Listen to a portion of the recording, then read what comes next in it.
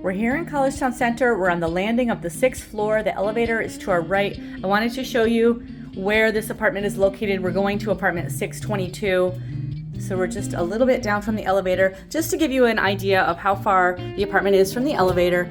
So as we enter, 622 is a north rectangle studio on the street side of the building. We'll come in, the kitchen is the same that we've seen in the other apartments. So you have that refrigerator, you've got your assorted cabinets and drawers, the dishwasher and sink, the microwave and the electric stove and oven.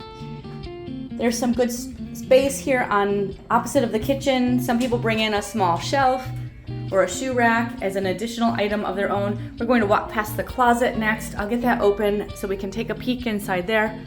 So we've got your hanging space and some storage space here in the closet. Okay, let's take a look over on our right to see the bathroom. So the bathrooms will always be the same. We've got that standing tub shower with the sliding door. There is the sink with the vanity underneath. You can see the toilet, the towel rack, and here's a pretty good view of one of those medicine cabinets on the wall on the right. That's in all of the bathrooms in the apartments. Let's take a look into the main part of the apartment. So again, this is our standard model of apartment here in this building. This is a rectangle style. We're on the north side, floor number 6. So we're on the top floor of this 6th floor building. And you can see the dining table and chair, the tall bookshelf, that full-size bed, the desk and chair, and the dresser. As a reminder, the furniture may vary a little bit in the style, but the items will always be the same. As we go over to take a look out the window, you can see that air conditioner is under the window. I want to show you something about furniture placement. We've talked before about making sure that your heater is not covered, so I want to show you an example of how not to position your furniture. So you can see here, our heater is behind this dresser.